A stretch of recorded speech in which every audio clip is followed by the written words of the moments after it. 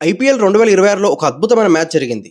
Chennai super Kings మరియు Punjab Kings మధ్య జరిగిన ఈ పోరు అభిమానులను ఉత్కంఠకు గురిచేసింది. ముందుగా బ్యాటింగ్ చేసిన చెన్నై జట్టు చాలా బాగా ఆడింది. 20 ఓవర్లో 209 పరుగులు చేసి 5 వికెట్లు మాత్రమే కోల్పోయింది. ఇది చాలా పెద్ద లక్ష్యం. అప్పుడు అందరూ అనుకున్నారు ఈ మ్యాచ్ చెన్నై గెలుస్తుందని. కానీ అక్కడి నుంచే గేమ్ లో అసలు మలుపు మొదలైంది. పంజాబ్ ప్రారంభ ఆటగాళ్లు అద్భుతంగా ఆడారు. ప్రియాంశ్ ప్రభు ఇద్దరు మొదటి నుంచే దూకుడుగా ఆడి జట్టుకు మంచి ప్రారంభాన్ని ఇచ్చారు. తర్వాత కూడా ఎవరు ఒత్తిడికి లోను కాకుండా చివరికి 18.4 ఓవర్లోనే 210 పరుగులు చేసి 5 వికెట్లతో ఘన విజయాన్ని సాధించారు. చెన్నై బౌలర్లపై పూర్తి ఆధిపత్యాన్ని చూపించారు. ఈ మ్యాచ్ లో అసలు మలుపు ఏమిటంటే పంజాబ్ ఇచ్చిన శక్తివంతమైన ప్రారంభం. వికెట్లు త్వరగా పడకుండా బలమైన పునాది వేసుకోవడం వల్ల లక్ష్యం సులభంగా కనిపించింది. చెన్నైకి మ్యాచ్ లోకి తిరిగి వచ్చే అవకాశం కూడా రాలేదు.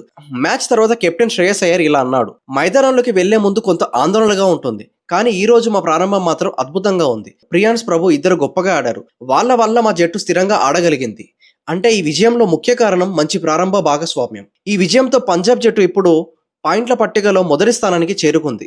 జరిగిన 2 మ్యాచ్లు కూడా గెలిచింది. పూర్తి దూకుడు మీద ఉంది పంజాబ్ జట్టు. ఇక చెన్నై పరిస్థితి వస్తే జరిగిన 2 మ్యాచ్లు కూడా ఓడిపోయింది. పాయింట్ల పట్టికలో చివరి స్థానంలో ఉంది చెన్నై సూపర్ కింగ్స్. మొత్తానికి ఇదొక అద్భుతమైన మ్యాచ్. పంజాబ్ జట్టు పూర్తి ఆత్మవిశ్వాసంతో ఉంది. చెన్నై మాత్రం తిరిగి కంబ్యాక్ ఇవ్వాల్సిన పరిస్థితి ఉంది. వచ్చే మ్యాచ్లో చెన్నై తిరిగి గెలుస్తుందా లేదా పంజాబ్ కింగ్స్ ఇదే జోస్ కొనసాగిస్తారా? మీ అభిప్రాయం ఏంటో కామెంట్లో చెప్పండి.